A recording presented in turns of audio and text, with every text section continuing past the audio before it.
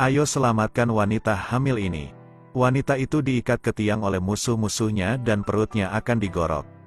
Bayi malang yang belum lahir itu dikeluarkan secara paksa dan akan digoreng dengan minyak. Bahkan Algojo pun takut dengan perilaku kejam seperti itu. Dia harus minum tuak untuk mendapatkan keberanian. Namun saat Algojo hendak menyerang, seorang biksu mengendarai keledai untuk menyelamatkan. Dia melambaikan tangannya dan para penjaga di kedua sisi terjatuh. Enhi Duong keluar ke atas istana dan segera menyuruh Algojo untuk mengambil tindakan.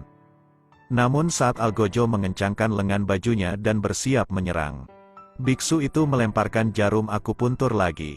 Anggota tubuhnya menjadi lemah dan dia terjatuh ke tanah. Sang raja melihat bahwa biksu itu sakti. Jadi dia menyuruh saudara-saudaranya untuk bergegas maju. Siapa sangka mereka bukanlah lawannya. Bahkan busur dan anak panah pun bisa diambil dengan tangan kosong. Guru kedua yang tidak sabar dan tidak percaya melompat keluar untuk bersaing dengan biksu tersebut. Alhasil, ia terpana karena ditendang oleh keledai biksu tersebut. Tam Duong melihat ini dan melangkah maju untuk membantu. Kedua bersaudara itu bergabung untuk bertarung. Namun tetap tidak bisa menyakiti biksu itu.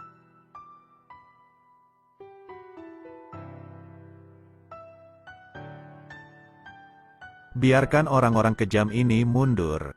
Biksu itu mematahkan pedang yang baru saja diambilnya menjadi 3 bagian. Lalu dengan santai melemparkan tembakan. Hampir membuat kepala istana dan 4 orangnya terbang. Hal itu membuat takut keempat pemilik istana. Biksu yang malang itu tidak bisa berdiam diri dan memperhatikan janin dalam kandungan ibunya. Beberapa orang menurunkannya untuk digoreng dengan minyak. Jadi mereka mencoba menghentikannya. Kemudian biksu itu melambaikan tangannya beberapa kali dan memotong talinya. Penduduk desa terdekat bergegas untuk membantu wanita tersebut. Melihat pemilik istana itu berlari, hatinya tidak mati. Biksu tersebut menggunakan tangannya untuk memotong sebatang kayu yang tebal. Ia juga berkata bahwa jika ada yang berani menghentikannya, jangan salahkan dia karena bersikap kasar. Setelah menyelamatkan perempuan tersebut, ia dengan santai menunggangi keledai tersebut dan pergi. Namun tuan kedua mau memimpin seseorang untuk mengambil wanita itu kembali. Akibatnya biksu menghalangi jalan.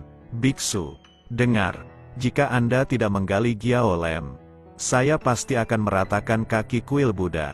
Melihat mereka mengucapkan kata-kata kotor, dia tidak tahu seberapa tinggi dan lebarnya. Biksu menggunakan kekuatan internal untuk mendorong batu-batu di gunung.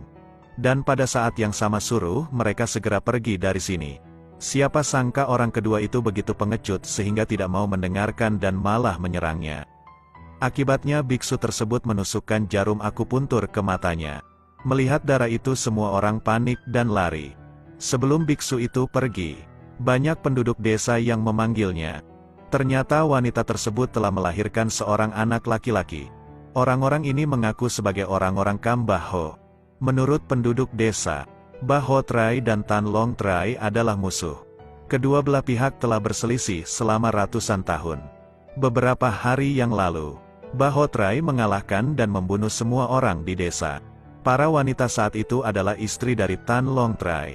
Namun setelah dia melahirkan, dia meninggalkan dunia bersama suaminya. Penduduk desa memohon kepada biksu tersebut untuk mengadopsi bayi tersebut. Kalau tidak, penduduk desa yang tersisa tidak akan punya cara untuk hidup. Tuhan memiliki keutamaan dalam mencintai kehidupan. Dan biksu tersebut tidak tega menyaksikan orang yang tidak bersalah mati secara menyedihkan. Jadi dia setuju untuk mengadopsi bayi itu.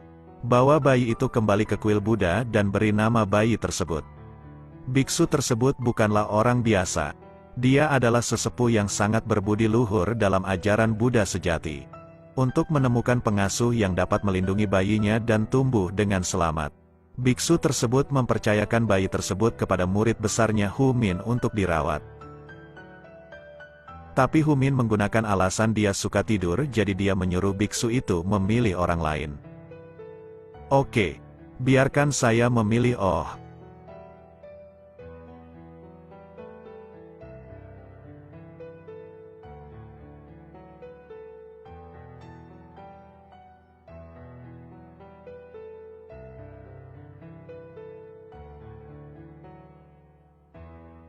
Bagus sekali.